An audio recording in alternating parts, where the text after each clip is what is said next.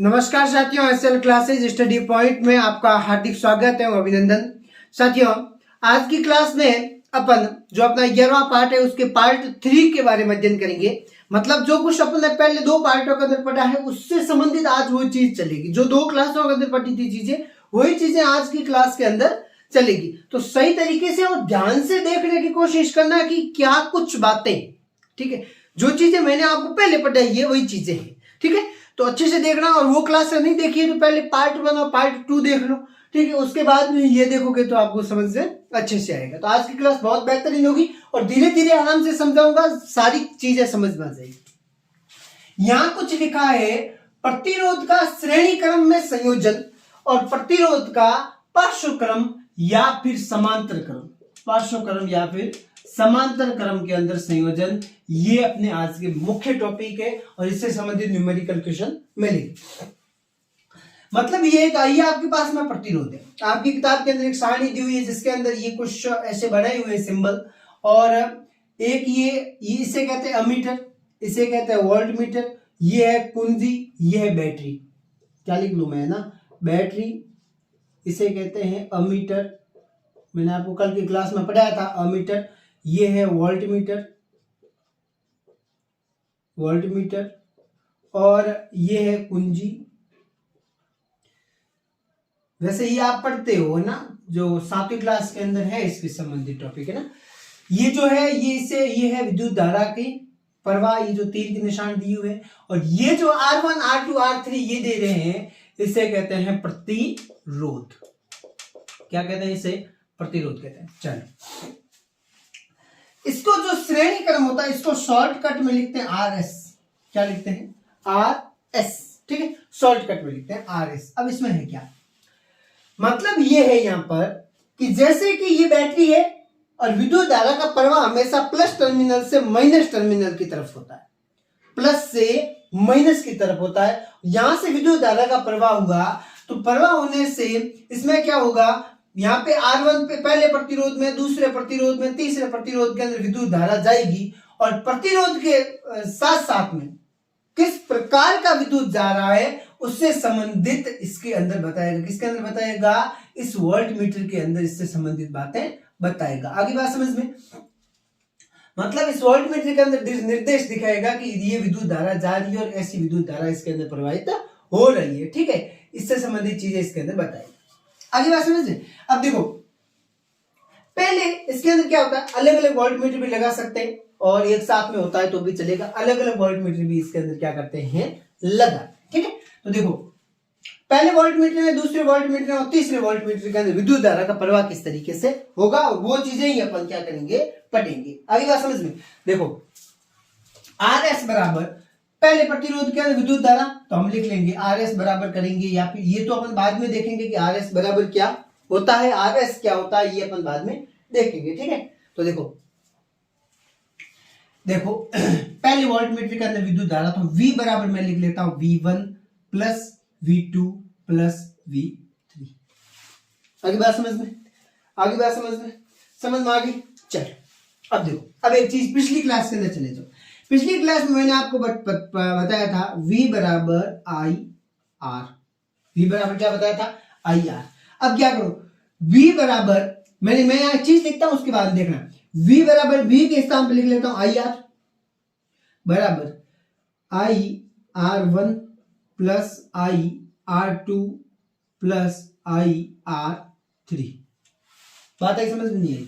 मतलब V बराबर IR लिख दिया, उसके बाद में VR1, VR2, I2 और V3 का क्या हो जाएगा, IR3। मतलब देखो, विद्युत धारा का प्रवाह हुआ, पहले प्रतिरोध के अंदर विद्युत धारा का जो वोल्ट मीटर जुड़ेगा वो वाला, जिसे कह दिया V1, दूसरे जो प्रतिरोध के साथ में वोल्ट मीटर जुड़ेगा उसको कह दिया मैंने V2, और तीसरे के साथ में जो जुड़ेगा उसको मैंने क्या कह दिया, V3। तो IR बराबर IR1 plus IR2 plus IR3।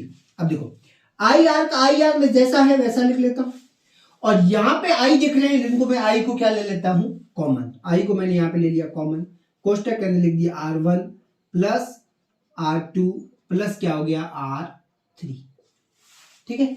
इस I से ये I क्या हो जाएगा, कैंसिल, तो क्या हो जाएगा RS ठीक है, R1 plus R2 plus R3।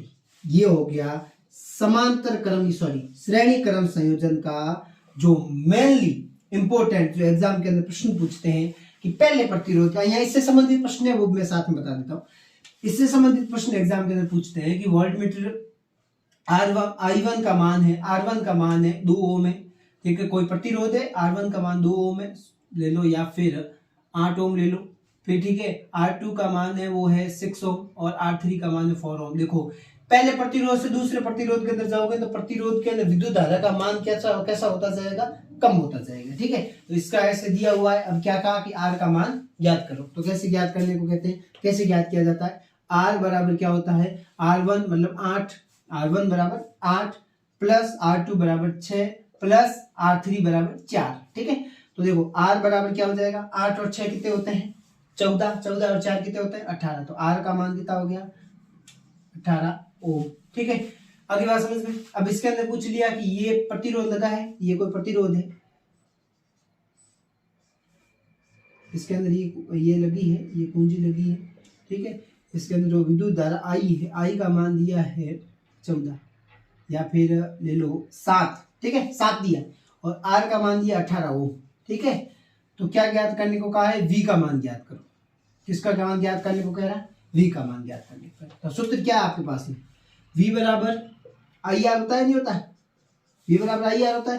तो V बराबर I का मान कितना दिया है 7 गुना R का मान कितना है 18, आपस में जोड़ बाकी कर लो, इतना वोल्ट आंसर आ जाए, ठीक है। अब यहीं इसी के अंदर मैं कुछ चीजें और समझा देता हूं। R का मान दिया है, सॉरी I का मान अपन को ज्ञात करने को कह रहा है और V का मान दिया है, वो दिया है 6 वोल्ट, ठीक है। और ये कह दिया I का मान ज्ञात करो, तो कैसे करोगे, I का मान ज्ञात करने के लिए आप क्या करोगे, इधर ध्यान देना, सही तरीके से ध्यान देना। V बराबर क्या होता है, IR होता है गुरुजी, IR होता है नहीं होता।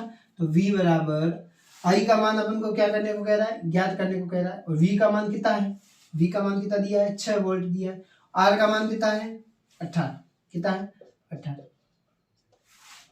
ठीक है। यहां से ये क्या हो जाएगा, नीचे आ जाएगा, कैसे ही कर लो, कैसे ही कर लो, इसके नीचे आ जाएगा, जोड़ बाकी कर लोगे, इतना यहाँ पे इसके अंदर जो I का मान है इतना धारा इतना एम्पियर आ जाए, पीछे मात्रक लिखना मत भूलना, सीधा, ठीक है, ठीक है। आगे बात समझ, इससे ऐसे क्वेश्चन इसके अंदर पूछे जाते हैं। एक स्लाइड के अंदर मैंने सारी कुछ बातें आपको बता दी, ठीक है। एक इससे अलग करके तुल्य प्रतिरोध बनाया जाता है, मतलब तीनों का मान ज्ञात किया तो 18 आ गया, ठीक है, या फिर तीनों का मान ज्ञात किया ये आ गया। इससे अलग करके तुल्य प्रतिरोध बनाया जाता है जिसके अंदर ये देखो R, यहाँ पे इसे कहते हैं बैटरी, ये हो गया कुंजी लगी है और ये विद्युत धारा का प्रवाह हो रहा है इस तरीके से सर्कुलेशन, और इसको क्या कहते हैं, ये प्लस टर्मिनल से माइनस टर्मिनल की तरफ चलता है, यहाँ R और यहाँ इसके ऊपर वोल्टमीटर लगता है और यहाँ कहीं इसके अंदर एमीटर लगा दो, ठीक है। एमीटर और वोल्टमीटर दोनों का चित्र आपके यहाँ पे दे दूंगा, तो आप देख लेना, उसमें दिया हुआ ही है, ठीक है, ठीक है। तो ये इस तरीके से तुल्य प्रतिरोध बन गया, तुल्य परिपथ बन गया, सॉरी ये तुल्य परिपथ कहते हैं, इसे क्या कहते हैं, इसे मैं नाम ले लेता हूं तुल्य परिपथ। आगे बात समझ में कोई दिक्कत, कोई समस्या, चल। अब देखो इधर समांतर क्रम संयोजन या फिर पार्श्व क्रम संयोजन, इसके अंदर क्या होता है, ये R1 है, इसे R2 कहते हैं और इसे क्या कहते हैं R3, ये प्रतिरोध लगा, इसमें वोल्टमीटर एक ही लगेगा, वोल्टमीटर एक ही लगेगा, पर इसके अंदर एक और चीज होगी, विद्युत धारा होगी ना, वो क्या होगी अलग अलग होगी, इनके अंदर विद्युत धारा का मान क्या जाएगा, अलग अलग मान जाएगा, I का मान क्या जाएगा, अलग अलग जाएगा। इसके अंदर क्या होगा, अलग अलग के अंदर अलग अलग विद्युत धारा जाएगी, मतलब यहाँ से I जाएगा, यहाँ से I जाएगा, ये I जा रहा है, मतलब विद्युत धारा जा रही है, ठीक है। इसमें क्या होगा, I बराबर अपन देखते हैं I कौन सा जा रहा है, I बराबर I1 plus I2 plus I3, ठीक है, ठीक है सर जी, ठीक है सर जी, समझ गए। I बराबर क्या होता है, हमने क्या पढ़ा था, I बराबर क्या होता है, बताओ I बराबर क्या होता है, नहीं पता, यहाँ भी बताया था, V बराबर IR होता है, नहीं होता, IR होता है, और ये R नीचे आ जाएगा, इससे क्या हो जाएगा, नीचे आ जाएगा आर यहाँ से निकल कर, तो क्या हो जाएगा, क्या हो जाएगा, आई बराबर क्या हो जाएगा, वी अपॉन आर होगा कि नहीं होगा, वी अपॉन आर होगा। चलो ठीक है, तो यहाँ पे हो जाएगा आई के स्थान में लिख दूं मैं वी अपॉन आर बराबर V upon R 1 plus V upon R 2 plus V upon R 3। ठीक है, v यहां से कॉमन आ जाएगा, v अपॉन आर बराबर, यहां में v को कॉमन ले लेता हूं, ठीक है, कोष्टक में ले लेता हूं 1 upon R 1 plus 1 upon R 2 plus 1 upon R 3। इस v से v कैंसिल हो जाएगा, तो 1 अपॉन आर बराबर क्या हो जाएगा, 1 upon R 1 plus 1 upon R 2 plus 1 upon R 3, और इसे कहते हैं आर पी। ये हो जाएगा क्या, समांतर क्रम संयोजन का मान, इसका मान ये हो जाएगा। ठीक है, इसकी तरह ही इसके अंदर दे दिया, जैसे यहाँ 8 दे दिया या 6 दे दिया या 4 दे दिया, ऐसे दे दिया प्रश्न। ठीक है, अगली बार समझ, ऐसा दे दिया। अब इसके अंदर कैसे सॉल्यूशन करोगे आप, ऐसा इसका सॉल्यूशन होगा, जैसे 1 अपॉन आर पी बराबर 1 upon 8 plus 1 upon 6 plus 1 upon 4, ऐसे कर दिया, और जोड़ बाकी करके आर पी का मान ज्ञात हो जाए। दशक ले लो, उसके बाद में जोड़ बाकी होगी, और यहाँ पे वोल्ट मीटर जो है इसका मान क्या ज्ञात हो जाएगा, क्या ज्ञात हो जाएगा, इसका हो जाएगा ओम। ठीक है, याद रखना। ठीक है, और एक ऐसे इसका तुल्य परिपथ बनता है, तुल्य परिपथ अगर बने तो ऐसे बनेगा, यहाँ आ जाएगा परिपथ। ठीक है, विद्युत धारा जा रही है, यहाँ पे बैटरी लगी हुई है, देख रहे हैं, यहाँ पे बैटरी लगी है, यहाँ कुंजी है, यहाँ अमीटर है। ठीक है, ये विद्युत धारा प्रवाहित हो रही है, इसके साथ में यहाँ वोल्टमीटर लगा हुआ है। ठीक है, यही क्या बनेगा, इसका तुल्य परिपथ। अपने घरों के अंदर सीधा एग्जाम प्रश्न पूछते हैं, अपने घरों के अंदर कौन सा परिपथ लगता है, तो आप याद रखना संयोजन, जो संयोजन होता है वो समांतर क्रम होता है। घरों के अंदर विद्युत धारा को लगाया जाता है, सॉरी, वहां पर कौन होगा, समांतर क्रम होगा, समांतर क्रम संयोजन इसके अंदर होगा। देखो, जैसे कोई प्रश्न दे दिया मैंने, आप यही मैं आपको बता ही देता हूँ इसमें, जैसे कोई प्रश्न दे दिया, ये आपके पास में कोई समांतर प्लस संयोजन तीनों है। ठीक है, यहाँ लगा है, यहाँ लगा है, यहाँ लगा है। ठीक है, ऐसे कर, मैं एक शॉर्टकट में बता रहा हूँ। ठीक है, कोशिश प्रश्न आपका थीम समझ में आना चाहिए। ठीक है, यहाँ विद्युत धारा, अब इसका क्या दिया, इसका मान दे दिया, जैसे ये 12 ओम, इसका मान दे दिया 6 ओम, इसका मान 4 ओम, इसका मान 2 ओम। ठीक है, ये विद्युत धारा इसके अंदर प्रवेश करे। अब इसको सॉल्यूशन करना, क्या करोगे, सबसे पहले इसको सॉल्व कर लेना, ये जो समांतर क्रम है, ऐसे साथ में दिया होता है ना, तो उसको क्या करो, सबसे पहले समांतर क्रम वाले को सॉल्व कर दो। ठीक है, समांतर क्रम वाले को सॉल्व कर दिया, इसको मैंने सॉल्व किया, तो इसका जो उत्तर आएगा, ये तीनों का उत्तर आएगा, वो एक श्रेणी में जुड़ जाएगा। बात आई समझ नहीं है, जैसे इसका उत्तर मानो जितना भी आएगा वो क्या हो जाएगा, एक उसको क्या कर लो, एक श्रेणी के रूप में जोड़ दो। किसमें जोड़ दो, एक श्रेणी के रूप में जोड़ दो, फिर श्रेणी क्रम वाले सूत्र से क्या कर दो, आर का मान ज्ञात कर। ठीक है, इसके अंदर आर का मान ज्ञात करने को कहे तो इस तरीके से कर। ठीक है, तो ये सिंपल से ऐसे प्रश्न इसके अंदर से पूछे जाते हैं, समांतर क्रम श्रेणी क्रम दिए हुए रहते हैं, इससे संबंधित ऐसे प्रश्न पूछे।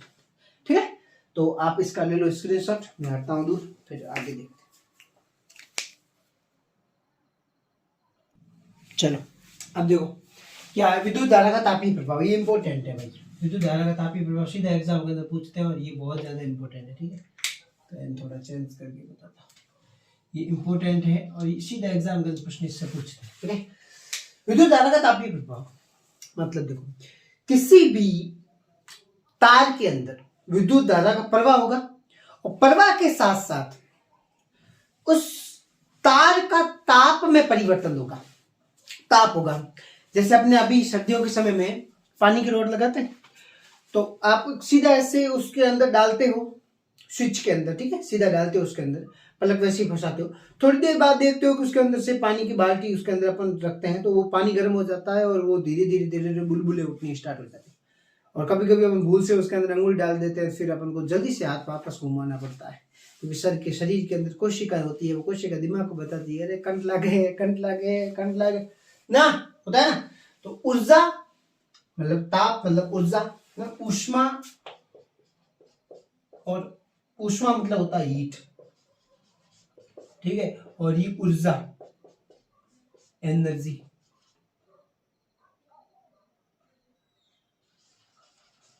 ठीक है। ये दोनों क्या होते हैं, बराबर होते हैं एक दूसरे के, जितनी ऊष्मा और ये दोनों बराबर होते हैं।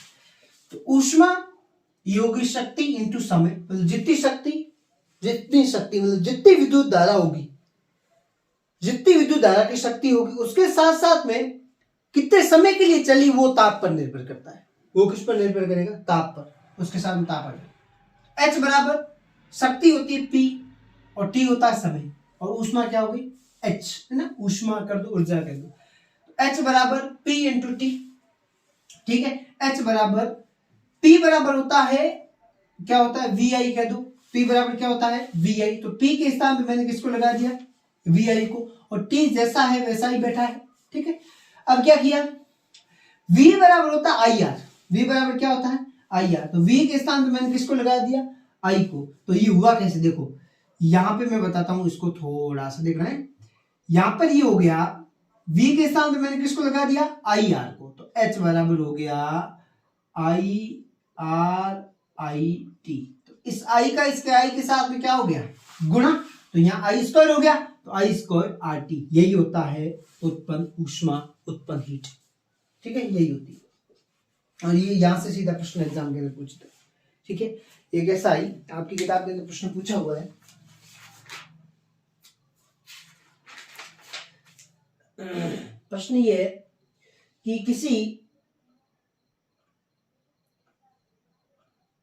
विद्युत स्थिति में अधिकतम तापमान दर के लिए 840 वाट की दर से ऊर्जा उपयुक्त होती है तथा 360 वाट की दर से उस समय उपयुक्त होती है, तो तापमान की दर निम्नतम हो यदि विद्युत स्रोत की वोल्टता 220 वोल्ट है, तो परिक्रमा विद्युत धारा का प्रतिरोध के मान परिकलन कीजिए। इसके अंदर प्रश्न पूछा हुआ, और ये तीनों चारों पांचों सूत्र है वो मैंने आपको समझाया, तो वो सारे यहाँ काम आएंगे, ठीक है। ये भी इंपॉर्टेंट है, एग्जाम में पूछ रहे हैं प्रश्न।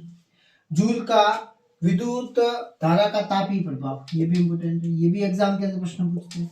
किसी प्रतिरोध में उत्पन्न ऊष्मा विद्युत धारा के समानुपाती होती है, उत्पन्न ऊष्मा विद्युत धारा के समानुपाती होती है, प्रतिरोध के समानुपाती होती है, किसके समानुपाती होती है प्रतिरोध के समानुपाती, और विद्युत धारा के समय के भी क्या होगी समानुपाती। ये 3 पॉइंट अच्छे से याद रखना, इन तीनों में से कोई इन तीनों में से प्रश्न बन सकता है, ध्यान से देखना, ठीक है।